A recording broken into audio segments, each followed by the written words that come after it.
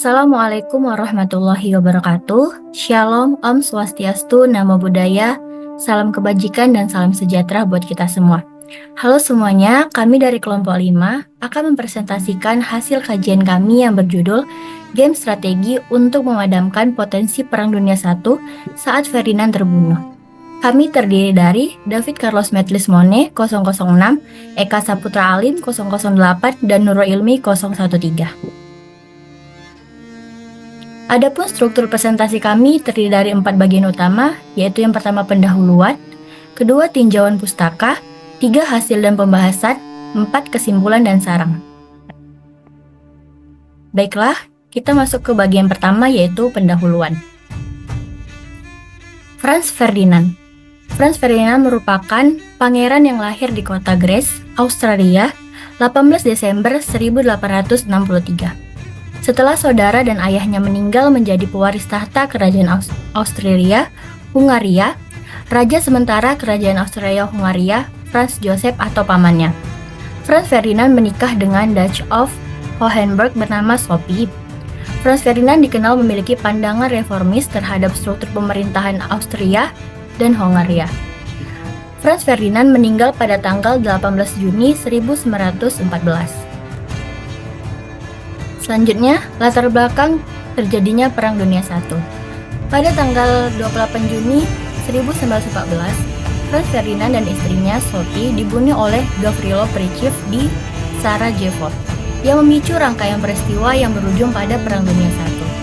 Reaksi dunia terhadap pembunuhan ini sangat kuat, dengan negara-negara besar saling menyalahkan dan mengancam satu sama lain, yang akhirnya menyebabkan perang besar di Eropa. Pembunuhan Franz Ferdinand memicu eskalasi konflik yang menyebabkan negara-negara besar Eropa masuk dalam Perang Dunia I. Sebelum kejadian ini, Eropa telah dipenuhi ketegangan akibat aliansi politik, persaingan ekonomi, dan nasionalisme yang berkembang pesat. Pendekatan game theory seperti yang dikembangkan oleh John von Neumann dan Oscar Morgenstern pada tahun 1944 menjelaskan bagaimana negara-negara mengambil keputusan strategis dalam konflik. Kedua adalah tinjauan pustaka. Dimulai dari pembunuhan Franz Ferdinand dan nampaknya terhadap sejarah dunia. Pembunuhan Archduke Franz Ferdinand pada 28 Juni 1914 di Sarajevo, Bosnia, menjadi salah satu pemicu Perang Dunia Pertama. Franz Ferdinand, pewaris tahta Austria-Hungaria, dibunuh oleh Gavrilo Princip, seorang anggota kelompok nasionalis Serbia bernama Black Hand.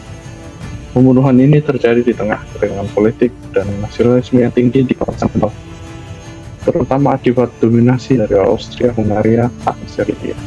Peristiwa ini memicu eskalasi konflik di Eropa. Austria-Hungaria menyatakan perang terhadap Serbia. Kemudian Rusia, Jerman, Prancis, dan Inggris yang terlibat akibat sistem aliansi. Dan kemudian Perang Dunia Pertama dimulai pada Agustus 1919. Simulasi diplomasi dan rencana strategi dalam meredam Perang Dunia Pertama. Itu ketegangan besar, Perang Dunia Pertama dapat dicegah dengan diplomasi yang lebih efektif dan strategi yang tepat. Kegagalan negara-negara besar dalam mengelola aliansi dan kebijakan luar negeri yang memperburuk situasi menyebabkan konflik yang luas. Faktor pemicunya ialah yang pertama, sistem aliansi yang kompleks dan otomatis. Yang kedua, kurangnya diplomasi terbuka dan efektif. Yang ketiga, eskalasi ketegangan di kawasan Balkan. Lalu strategi pencegahannya yaitu yang pertama, membentuk perjanjian yang lebih fleksibel. Yang kedua, meningkatkan saluran diplomatik untuk mencegah eskalasi. Yang ketiga, menentukan negosiasi transparan dibanding aliansi militer. Yang keempat, melibatkan lebih banyak negara dalam pengambilan keputusan. Untuk diplomasi, mencegah perang. Faktor pemicu kegagalan sistem balancing of power dalam menjaga stabilitas ketergantungan pada aliansi militer yang memperburuk ketegangan, tidak kurangnya transparansi dan komunikasi antar negara. Kemudian ada juga strategi pertahanan, yaitu menerapkan diplomasi preventif untuk memperkenalkan perjanjian multilateral untuk meningkatkan stabilitas, mengelola aliansi secara lebih bijaksana dan fleksibel, dan meningkatkan transparansi komunikasi dalam hubungan internasional. Kesimpulan, diplomasi publik dan transparansi yang lebih besar dapat membantu menghindari kesalahpahaman yang sering menjadi pemicu perang. Nomor 3. Hasil pembahasan.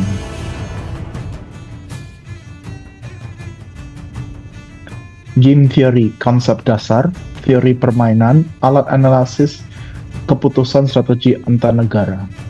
Diperkenalkan oleh von Neumann dan Morgenstern. Jenis permainan ada dua macam, zero sum game itu keuntungan satu pihak sama dengan kerugian pihak lain. Nomor 2, zero sum game, potensi win-win solution. Game theory dalam krisis Juli 1914. Austria-Hungaria ingin menundukkan Serbia. Jerman memberi dukungan penuh tanpa batas dalam memperkuat opsi militernya. Aliansi tidak formal antara Prancis, Rusia, dan Inggris menjadi titik lemah karena tidak ada konsolidasi diplomatik. Artinya tidak satu suara dan tidak bergerak bersama. Contoh nyata, Inggris ragu untuk segera menyatakan dukungan militer terhadap Prancis dan Rusia. Prancis menunggu sinyal dari Rusia tapi tidak punya inisiatif kuat untuk menengahkan Austria. Dan Rusia langsung memobilisasi tentara karena khawatir Austria menyerang Serbia tanpa diskusi penuh dengan Prancis Inggris. Strategi diplomasi. Motif Austria-Hungaria dalam memanfaatkan peluang untuk bertindak. Pembunuhan Franz Ferdinand dijadikan alasan untuk menyerang Serbia. Jerman memberi dukungan penuh. Austria-Hungaria mengajukan ultimatum yang sulit diterima Serbia. Kegagalan diplomasi dengan Rusia mencepat perang. Motif Jerman dalam perang preventif dan kekuatan akan pengumpulan dalam krisis Juli 1914. Jerman khawatir dikepung oleh Rusia, Prancis, dan Inggris. Modernasi militer Rusia dianggap ancaman besar Jerman. Jerman melihat krisis Balkan sebagai peluang untuk menghadapi Rusia, menggunakan konflik untuk mencoba memecah aliansi Entente,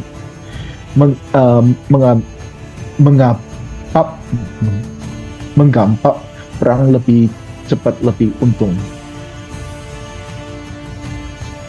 Strategi diplomasi, kegagalan diplomasi dan hilangnya kesempatan deeskalasi. Rusia, Prancis, dan Inggris mencoba mencari solusi damai, terjadi miskomunikasi dan perpecahan internal. Inggris ragu berkomitmen mendukung sekutu. Usulan meditasi dan konvensi oleh Sir Edward Grey diabaikan oleh Jerman dan Austria-Hungaria dan lebih memilih penyelesaian militer daripada diplomasi. Game theory dan ketergantungan strategis dalam krisis Juli 1914. Austria-Hungaria melihat Serbia sebagai ancaman terhadap stabilitasnya. Jerman khawatir atas penggebukan oleh Entente dan ingin bertindak sebelum Rusia semakin kuat. Cek kosong. Jerman membuat Austria-Hungaria memilih opsi militer. Dalam teori permainan, strategi diplomasi dapat meredam ketegangan. Konflik antar negara, strategi diplomasi. Konflik antar negara bisa jadi mendapatkan diplomasi. Terus itu ada 4 option: negosiasi dan perundingan, pembentukan aliansi, perjanjian dan konsensi, dan mediasi oleh pihak ketiga. Strategi ekonomi. Strategi ekonomi dapat menjadi alat penting dalam meredam ketegangan internasional dan mencegah perang. Penerapan sanksi atau insentif ekonomi dapat memperangui keputusan negara-negara besar tanpa harus meningkatkan risiko konflik militer. Jika kebijakan ekonomi yang saling menguntungkan diterapkan, eskalasi konflik bisa dicegah. Sanksi ekonomi menekan negara agresif tanpa meningkatkan risiko perang. Insentif ekonomi mendorong kerja sama dan diplomasi damai. Kebijakan ekonomi yang saling menguntungkan dapat mencegah eskalasi konflik. Strategi militer. Jika diplomasi dan ekonomi gagal, strategi militer menjadi pilihan terakhir, meskipun beresiko memburuk konflik. Jerman mendukung penuh Austria-Hungaria, memicu respons Rusia dan Prancis yang mempercepatkan pencahaya Perang Dunia I. Menurut teori permainan, situasi ini menyerupai prisoner's dilemma, di mana negara memilih bertindak cepat untuk menghindari ketertinggalan, meskipun berisiko mempercepat perang. Perang Prancis-Prusia menunjukkan pentingnya kecepatan militer. Dalam game strategi, mobilisasi sering mempercepat konflik. Teori permainan menjelaskan keputusan bertindak cepat demi keuntungan strategis. Selanjutnya, perbandingan strategi diplomasi, ekonomi, dan militer. Strategi yang ketiga adalah diplomasi, militer, dan ekonomi. Pesan pertama dalam diplomasi yaitu negosiasi di mana perjanjian damai dan aliansi baru dibentuk. Dampaknya ialah dapat mengurangi ketegangan dan juga meningkatkan kerjasama. Di sini juga dapat meningkatkan kerjasama dalam jangka panjang, bukan hanya dalam mencegah perang tersebut. Kemungkinan probabilitas perang yang terjadi juga rendah dikarenakan membaiknya aliansi. Kemudian militer. Dalam militer, keputusan utama adalah memobilisasi pasukan dan meningkatkan aliansi militer. Dampak yang akan diterima yaitu salah satunya adalah eskalasi yang cepat dan menambah kerenggangan. Probabilitas perang ialah tinggi karena dengan memobilisasi pasukan dan meningkatkan aliansi militer dapat meningkatkan eskalasi gawat. Kemudian keputusan utama yang dilakukan dalam ekonomi yaitu mengeluarkan sanksi ekonomi atau memberikan insentif untuk sebagai salah satu perjanjian kereta. Kemudian dampak yang didapat itu meningkatkan tekanan tanpa batasan. Probabilitas perang itu sedang karena pada ekonomi ini sendiri ada peluang di mana negara dengan sengaja menerima dampak yang terjadi, namun dia tetap mengeksekusi dan tetap melakukan perang, walaupun sanksi yang diterima cukup besar. Panggung dari tiga strategi tadi adalah yang pertama, strategi diplomasi dengan kelebihannya yaitu memberikan ruang win-win solution, meredakan konflik tanpa kekerasan. Lalu untuk kekurangannya, rentan gagal jika ada tidak kepercayaan. Salah satunya seperti NTNT yang tadi telah dijelaskan. Kemudian kurangnya adalah prosesnya yang lambat dan butuh kesabaran ya. Selanjutnya ialah strategi ekonomi. Strategi yang berfokus pada ekonomi ini menggunakan tekanan ekonomi sebagai sanksi atau sebagai daya tarik ekonomi, dalam hal ini objektif untuk mempengaruhi kebijakan dan perilaku negara.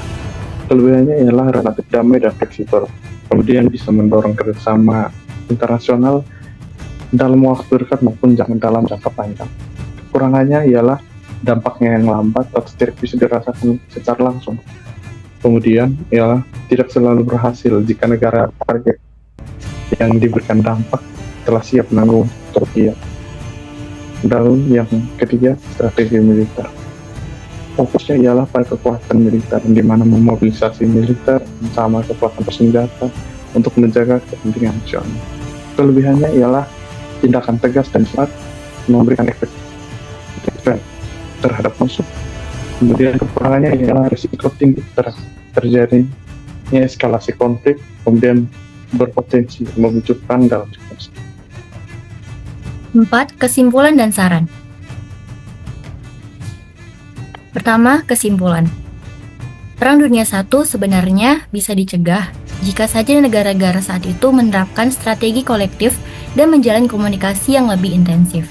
Kedua, diplomasi adalah strategi paling efektif karena selain menghindari konfrontasi langsung, diplomasi juga membangun kepercayaan antar negara. Dan yang ketiga, pendekatan game teori. Terbukti sangat membantu dalam memahami pola konflik dan potensi reaksi negara. Dengan teori ini, kesalahan dalam pengambilan keputusan bisa diminimalisir. Selanjutnya, saran. Berdasar kesimpulan tersebut, kami memberikan beberapa saran. Yang pertama, mengembangkan diplomasi preventif dan inklusif sejak awal konflik. Kedua, memperkuat peran organisasi internasional, misalnya PBB, sebagai mediator damai. Ketiga, melatih calon maupun pemimpin dengan simulasi strategi berbasis game teori sebagai salah satu alat bantu dalam pengambilan keputusan. Dan yang keempat, menggunakan kombinasi seimbang antar diplomasi, ekonomi, dan juga militer. Baik, seperti yang dikatakan oleh Carl von Clausewitz, seorang ahli strategi militer, dalam strategi militer, menunggu berarti kalah, namun bertindak terlalu cepat bisa berarti bencana. Kutipan ini mengingatkan kita bahwa keputusan strategis harus diambil secara bijak, tidak tergesa-gesa, namun juga tidak terlambat.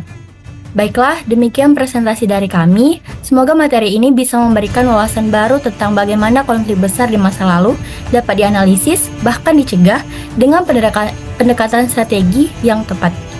Terima kasih atas perhatiannya. Wassalamualaikum warahmatullahi wabarakatuh. Shalom, Om Swastiastu. Salam bela negara.